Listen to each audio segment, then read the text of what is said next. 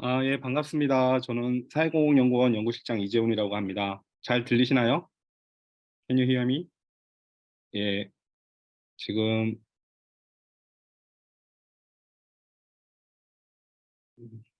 Yes, we hear you well. 잠시만요. 제가 오늘 한국의 사회 돌봄 서비스 제공령화 사례를 발표하게 돼서 기쁘게 생각을 합니다. 그리고 오늘 이 보고서는 PSI의 다리아와 그리고 공공운수노조의 우성희 국장님이 좋은 코멘트와 그리고 중간에서 많은 역할을 해주셨습니다. 예, 감사드리고요. 바로 발표를 시작하도록 하겠습니다. 한국의 돌봄 서비스 제공용화 사례인데요.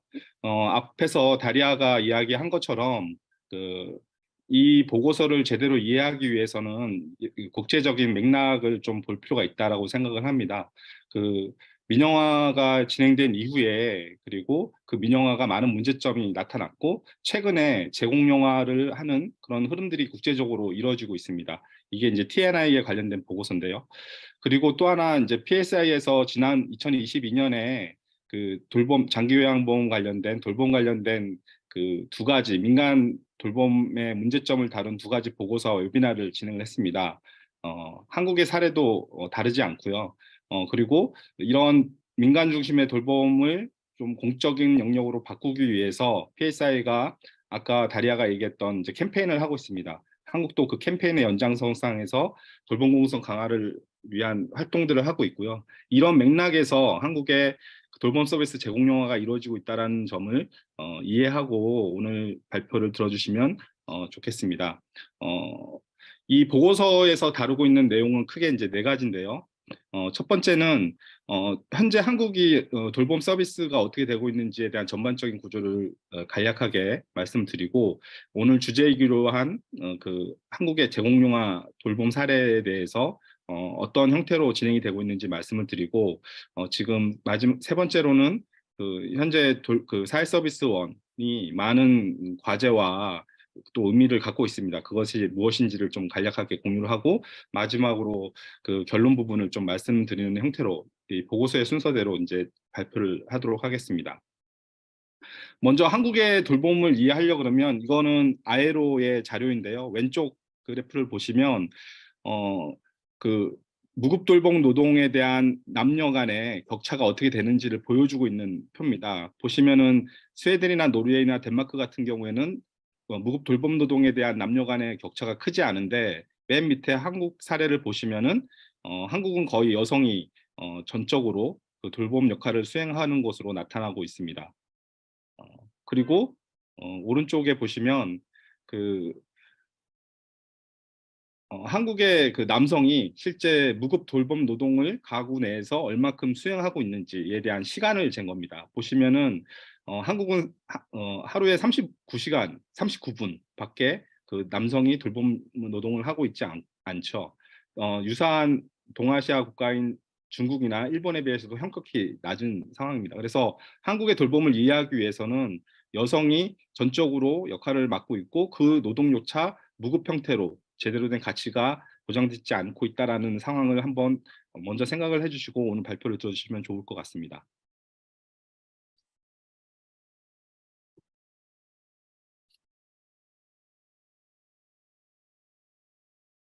네. 그래서 한국은 이렇게 전통적으로 가부장적인 돌봄에 대한 여성 책임이 전적으로 맡겨져 있는 상태였는데 좀 변화하는 계기가 있었습니다. 첫 번째 계기가 바로 장기요양보험 제도가 2008년에 이제 시행이 된 경우입니다. 2008년 이전에 그러니까 장기요양보험 제도가 시행되기 전에는 대부분 가구 내에서 여성이 대부분 돌봄을 담당을 했었는데 이 제도가 도입되면서 국가가 어느 정도 돌봄에 대한 책임을 제도화시켰다 이렇게 보시면 됩니다. 그래서 법은 2007년에 제정이 됐고 실제 시행된 거는 2008년에 시행이 됐습니다. 이 밑에 그림을 보시면 되게 복잡하긴 한데 간단합니다. 이게 뭐냐면 이게 이제 돌봄을 제공받는 수급자고요. 이 돌봄이 이제 보험료를 내게 되면 NHIS라고 장기요양보험 제도에서 이 돌봄 수급자에게 다양한 돌봄 서비스를 그러면 예를 들면은 그 재가급여라든지 아니면 시설에 대한 요양급여라든지 이런 서비스를 제공합니다. 그런 전반적인 돌봄 요양 제도에 대한 특징이고요. 여기서 좀 더 자세히 내용을 보면 이 돌봄 그 장기 요양 보험에 대한 재원을 67.1%는 가입자가 낸 보험료로 운영을 하고 있고요. 나머지 32%는 정부가 이제 국고를 보존해 주고 있습니다. 그 중에 중앙 정부가 한 12.9%가 중앙 정부고요. 19.1%는 지자체가 담당을 하고 있습니다. 이 지자체가 담당하는 부분은 경제적으로 어려운 그 의료급여 수급자를 대상으로 한 급여가 이제 19.1%를 이제 지자체가 내고 있는 거고요. 그래서 그리고 이 장기요양보험 제도의 전체적인 지출을 보면 대부분 그 장기요양보험 급여를 지출하는데 96%가 쓰여지고 있습니다. 이 오른쪽은 장기요양보험 제도를 받는 대상자가 누군지를 이렇게 얼마나 되는지 규모를 보여주고 있는데요. 커버리지를 보여주고 있는데 실제 이게 2022년 기준으로 했을 때 한국의 65세 이상 노인이 900만 명 정도 됩니다. 그리고 장기요양 급여가 필요하다고 신청한 사람이 한 130만 정도 되고요. 그 중에서 실제 서비스를 받는 사람은 80.3%입니다. 전체 노인 기준으로 보면 10.7%고요. 이 비중은 점점 늘어나고 있는 추세입니다. 그리고 여기 장기요양보험 중에서 가장 핵심적인 그 오늘의 주제이기도 한 것은 뭐냐면 앞에서 얘기했던 이 돌봄에 대한 다양한 급여를 제공하는 주체는 대부분이 여기서 보시는 것처럼 민간이 이 서비스를 제공하고 있습니다. 대부분의 재원은 공적으로 마련되고 있지만 이 서비스를 제공하는 데는 민간인 거죠. 그 중에서도 개인 사업자가 83.9%로 대다수를 차지하고 있습니다. 지방 정부에서도 일부 있긴 한데 0.9%밖에 되지 않는 아주 제한적인 상황이고요.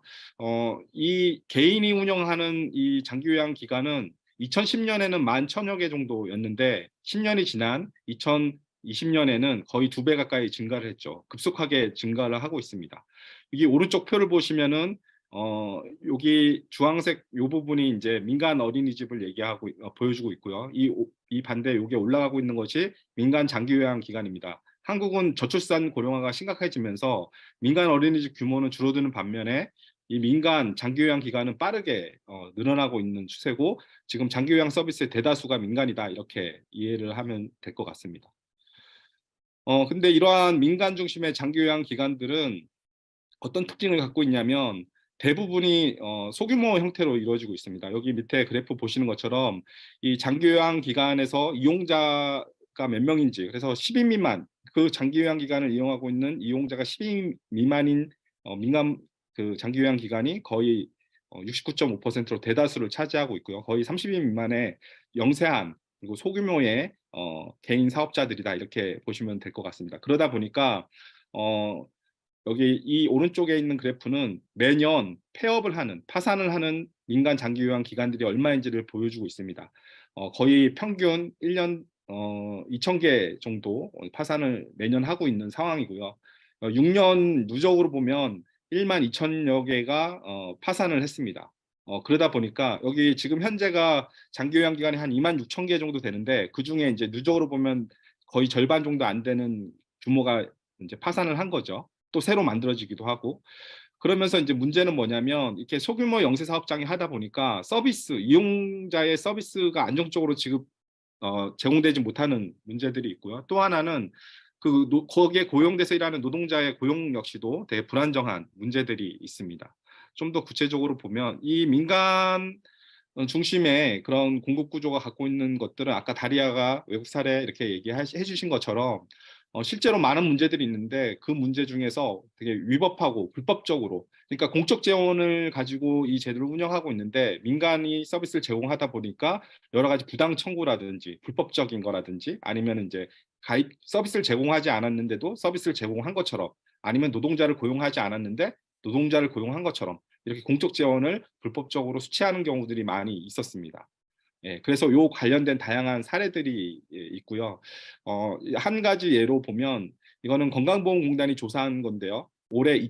작년 2022년에 전체 689개의 민간 장기요양 기관을 조사를 했습니다. 근데 그 중에서 95.4% 거의 대다수죠. 대다수가 불법적이고 위법적이고 탈법적인 그런 운영을 하고 있다라고 적발이 됐습니다. 거의 대부분이고요. 적발의 규모도 300억 정도 됩니다. 근데 이거는 전체 아까 2만 개 넘는 민간 장기 요양 중에서 극히 일부만을 조사를 한 거죠. 더 많이 조사를 하게 되면 이 규모는 더 커질 거라고 생각을 합니다. 그만큼 민간이 운영하면서 많은 문제들이 나타나고 있고요. 더 그중에서 이제 민간 공급 그 장기 요양 기관에서 일하는 노동자들 역시도 되게 열악한 상황을 노동을 하고 있습니다. 대부분이 계약직이거나 시급제 노동을 하고 있고요. 일부 시설에서는 풀타임 잡이 있긴 합니다. 근데 그 비중은 되게 낮고요. 근데 대부분 제가 돌봄 서비스인 경우라서 대부분이 이제 시급제로 하고 있고, 그러다 보니까 임금이 낮고 고용이 불안정한 여러 가지 이제 문제들이 나와 있습니다. 요 오른쪽 그림은 뭐냐면, 장기 요양보호사로서 활동을 하려 그러면 요양보호사의 자격증을 취득을 해야 됩니다. 요게 이제 앞부분이 실제 자격증 시험을 봐서 자격증을 딴 사람의 규모입니다. 근데 요 밑에 있는 이 그림은 뭐냐면, 실제 자격증을 따고도 대부분이 요양보호사로 활동을 하지 않는 거죠. 그 이유는 여러 가지가 있습니다. 가장 큰 이유는 임금이나 근로조건이 되게 열악하기 때문에 실제 그 현장에서 활동을 하지 않는 거죠. 한국 같은 경우는 고령화가 되게 빠르게 진행되면서 이 돌봄 요양에 대한 사회적 요구가 되게 높아지고 있습니다. 한 보고서에 따르면은 앞으로 장기 요양 노동자들이 되게 부족해질 것이라고 전망한 보고서도 있는데요. 현실은 임금과 근로 조건이 나쁘다 보니까 자격증이 있어도 실제 일하지 않는 그런 그 사람들이 많이 있다라는 거죠. 이것이 현재 민간 중심의 한국의 돌봄 공급 구조가 갖고 있는 한계를 보여주고 있다라고 이제 생각을 합니다. 그러다 보니까 일자리가 나쁘고, 그러다 보니까 서비스 질도 나빠질 수밖에 없는 그런 악순환을 갖고 있는 게 기존의 한국 돌봄 서비스의 현실입니다. 그런데 오늘 주제이기도 한 2019년에 한국은 전체 17개 광역 시도가 있는데요. 2019년부터 해서 지자체가 직접 사회 서비스를 제공하는 그런 사회 서비스원을 만들기 시작을 했습니다. 그래서 이게 2019년에 4개로 시작해갖고 지금 현재 2022년 같은 경우는 지금 2가지, 그러니까 충북하고 부산이 좀 늦어지긴 했는데 올해에 이제 바로 설립 절차를 마치고 올해 이제 설립될 예정이고, 단 한 곳 17개 광역시도 중에서 경북을 제외한 나머지 16개 광역시도에서 지자체가 직접 사회 서비스를 전달하는 그런 공적인 사회 서비스원이 만들어졌다는 것입니다. 이것은 기존의 민간 중심의 공급 구조를 생각을 하면 엄청나게 크고 혁신적이고 역사적인 전환의 시작이다, 이렇게 좀 평가를 할 수 있는데요. 그 사회 서비스원이 어떤 곳인지에 대한 구체적인 부분들을 좀 살펴보면요.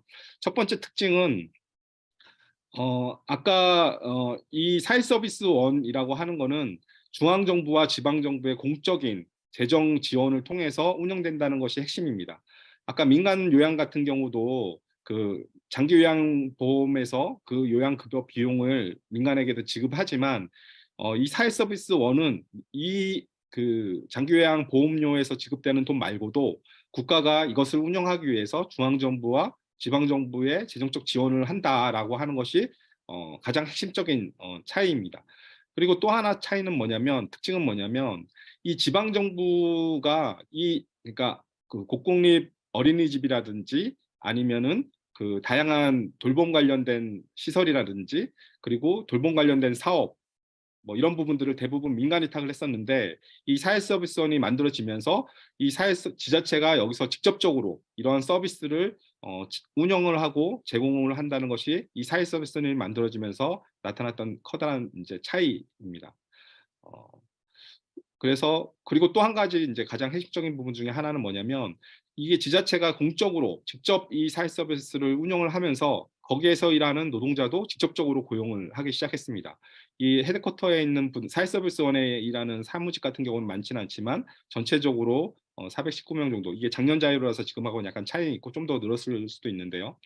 그리고 이제 어린이집, 국공립 어린이집 같은 경우에는 1,100명 정도. 그리고 종합재가센터, 이 종합재가센터는 뭐냐면 이 사회서비스원의 핵심적인 부분인데, 이 종합재가센터에서 방문 요양, 서비스라든지 긴급 돌봄 서비스라든지 이런 부분들을 제공을 합니다. 기존에 다 민간에서 했었죠. 그리고 이 종합재가센터의 일부에서는 그 장애인 활동 지원까지도 통합적으로 이 종합재가센터에서 서비스를 진행을 합니다. 그래서 전체적으로 4,000명 정도의 돌봄 노동자들이 이 사회서비스원에서 일을 하고 있고 이 규모는 점점 늘어나고 있는 추세입니다. 그리고 이 노동자들이 기존에 민간에 고용됐을 때는 대부분 불안정한 노동, 낮은 임금 때문에 문제가 많았는데 이 사회서비스원을 만든 취지가 돌봄 노동자들의 고용의 질이 좋아야 돌봄 서비스도 나은 서비스를 할 수 있다는 것이 기본 접근입니다. 그렇기 때문에 노동자에 대한 고용 안정이라든지 뭐 이런 부분들 되게 강조하면서 시작을 했죠. 그리고 방문 재가 요양 같은 경우에는 이런 그 월급제 형태, 시급제가 아닌 월급제 형태의 노동이 없었는데 서울이나 일부 사회서비스원에서 실험적으로 월급제 형태의 노동을 하는 돌봄 노동자들을 직접적으로 채용하는 과정들이 있었습니다. 그리고 이 사회서비스원의 의미에 대해서 이제 좀 간략하게 살펴를 보면 아까 얘기한 것처럼 돌봄 노동이라고 하는 것이 국가와 사회가 책임져야 되는 부분인데 그전에는 민간이 시장의 이윤에 따라서 움직였죠. 근데 국가가 직접적으로 이런 서비스를 제공하면서 국가의 역할을 강화를 하게 되는 계기가 됐고 돌봄 노동에 대한 가치에 대해서 사회적 가치에 대해서 좀 더 인정하고 보장할 수 있는 그런 기반이 만들어졌다 이렇게 좀 평가할 수 있을 것 같고요. 또 하나는 아까 말씀드린 것처럼 돌봄 노동이라고 하는 것 자체가 대부분 시급제 형태의 불안정한 노동이었는데 지자체가 직접 이런 노동자를 고용을 하면서 그리고 일부지만 월급제 형태로 노동을 고용을 하면서 좀 더 돌봄 노동 역시도 안정된 노동을 좀 수행할 수 있는 그런 제도적 기반을 갖췄다 이렇게 볼 수 있고요. 이러한 돌봄 노동에 대한 인정 자체가 돌봄 서비스에 대한 부분의 강화로 이어지고 특히 그 민간 시장의 파편화된 서비스를 아까 말씀드렸던 종합재가센터 형태로 통합적으로 서비스를 제공할 수 있는 장점이 있다라는 것입니다. 그리고 아직 대부분 여전히 그럼에도 불구하고 거의 99%가 민간이 운영하고 있는 제도적인 환경에서 이런 공적인 그 사회서비스원이 생겨나면서 비록 아직은 규모가 작긴 하지만 이것이 민간 시장에 미치는 파급 효과는 되게 크다고 생각을 합니다. 특히 민간이 하지 못하는 그러니까 이제 뭐 장애 특정 대상들을 기피하거나 아니면은 원거리에 대한 어, 대상자들을 기피하거나 뭐 이런 식으로 그 선별적으로 그리고 이용자를 이제 가려서 받는 그런 민간의 많은 문제들이 있었는데 이 공공 같은 경우에는 사회 서비스의 그런 역할들을 민간이 하지 못하는 그런 공적 역할들을 수행하고 있고 특히 코로나 시기에 그런 사회 서비스의 역할들은 긴급 돌봄 서비스를 시행하면서 더 이 사회 서비스원에서 수행하고 있는 돌봄 노동의 역할이 의미가 좀 더 강화된 의미에 대해서 이제 높게 생각하는 그런 계기가 되기도 했습니다. 요 아래 두 가지 표는 사회서비스원 노동자들이 실제 직접적으로 이 서비스 질에 대해서 그리고 이 사회서비스원이 지역 내에서의 역할에 대해서 영향력에 대해서 어떻게 생각하는지를 본 자료인데요. 스스로 평가한 자료이긴 하지만 이용자들의 만족도는 이거보다 훨씬 더 높다라고 볼 수 있고요. 그리고 사적 민간 시장에서보다 더 서비스 질이 높다라고 하는 의견들이 더 많았습니다. 그리고 지역사회에 미치는 돌봄에 미치는 긍정적인 영향들도 훨씬 더 많은 것으로 평가되고 있습니다. 실제 이용자들의 평가는 이거보다 더 높다고 좀 생각을 하고요. 이러한 사회 서비스원의 그 공용화 사례가 그냥 이제 정부가 민간이 문제가 많으니까 그냥 이제 자연스럽게 정책적으로 된 건 아니고 이 사회 서비스를 만들기 위해서 공공운수 노조와 시민사회단체의 많은 역할과 노력들이 있었습니다. 처음에 이제 이 민간 시장에서 사회 서비스원의 공용화를 막는 반대하는 많은 움직임들이 있었고요. 그거에 대해서 저항을 하면서 사회 서비스 우여곡절이 많았지만 사회 서비스원을 이제 제도화시키는 과정도 있었고 관련된 활동들에 대해서 간단하게 여기 사진을 보시면 알 수 있습니다. 그리고 캠페인과 기자회견 그리고 다양한 국회 내에서의 토론회 뭐 이런 것들 활동을 좀 진행을 했습니다. 이 사회 서비스원에 대해서 이제 시작된 지 2019년에 4개를 시작으로 해서 이제 초기 단계입니다. 이 많은 의미가 있지만 또 많은 한계와 또 도전 과제들이 많이 있습니다. 이따가 오데이 그 서울 서사원 지부장님이 좀 말씀하실 건데 여러 가지 정치적인 저항들이 있습니다. 민간 공급자들이 반발을 하고 있고요. 또 하나는 보수적인 정치에서 또 반발을 하고 있고 지방자치단체장이 보수적인 시장으로 바뀌면 이 사회서비스원에 공적 재원이 들기 때문에 그리고 민간이 이거에 대해서 반대하기 때문에 이거에 대해서 예산을 줄이거나 아니면 인력을 축소하거나 기능을 축소하거나 다양한 형태의 그런 계약하려고 하는 후퇴시키려고 하는 움직임들이 진행이 되고 있는 상황입니다.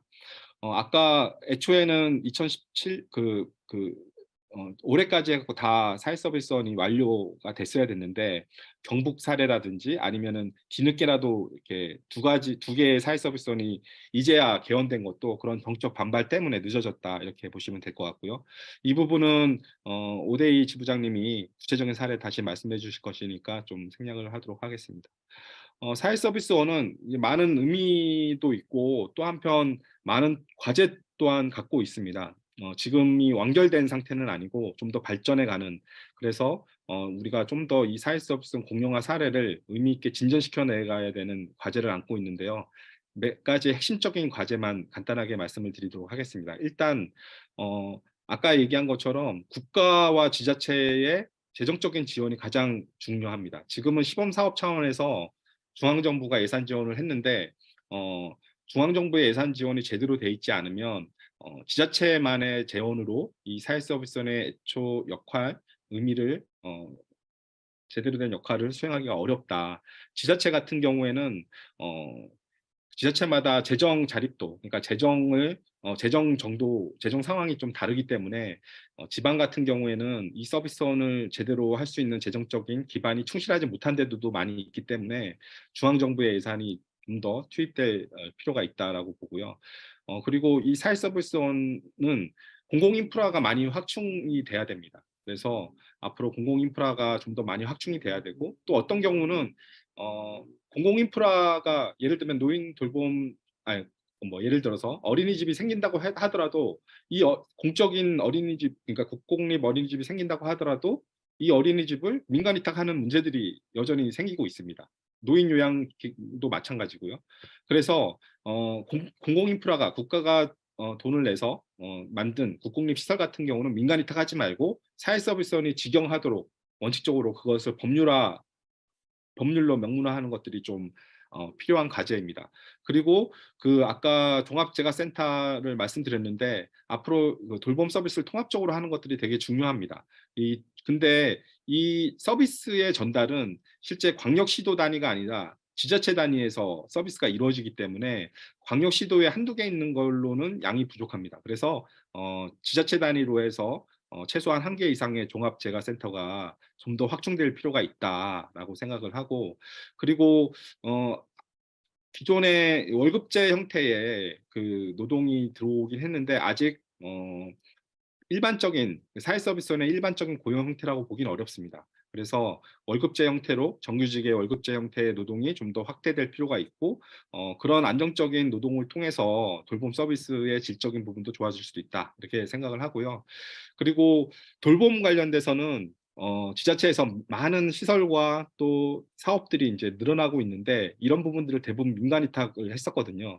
그래서 사회서비스는 만들어졌기 때문에 민간 위탁한 아웃소싱한 그런 여러 가지 사업이라든지 또 바우처 사업 등 다양한 사업들을 이 사회서비스원을 통해서 공적으로 수탁하는 그런 것들이 좀 과제로 남습니다.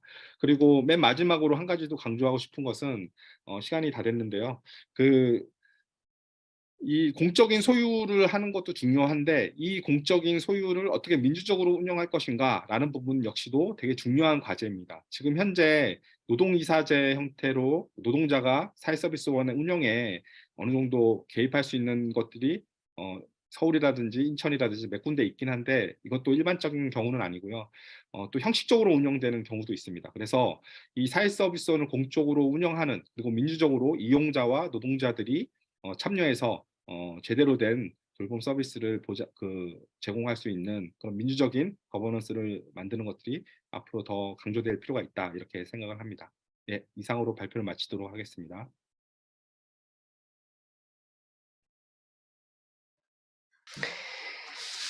Thank you very much, Brother Jae-hoon Lee, for this thorough presentation. I think everyone who has followed your detailed relate of the paper has got really the heart of it with a lot of extra analysis. It is fascinating, and I think that some of the things Brother Jae-hoon pointed out are particularly telling.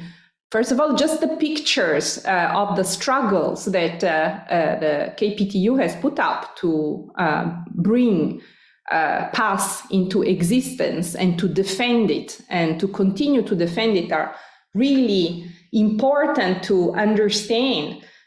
Institutions and services do not just spring up like mushrooms in the forest. They are really the result of fights, transformation, social and collective action. And I think we all need to be reminded of that by this exemplary struggle. And second, I also want to pick up on his conclusions on the need to make our public services democratic. And democratic ownership of public services means to ensure that there is inclusive, meaningful inclusion of users and community representatives, but also of workers. Workers' democracy at the service workplace is absolutely key because it is workers who hold the absolutely precious knowledge of how the service can be organized and delivered best. So with those 2 points, I would like to really thank again thoroughly Brother Jae-hoon Lee for this amazing effort, for this excellent brief. Congratulations, and we will disseminate it widely. And with that, I would like to hand over the moderation of the seminar to my colleague Huma Hak, who will now introduce to you the respondents. Thank you.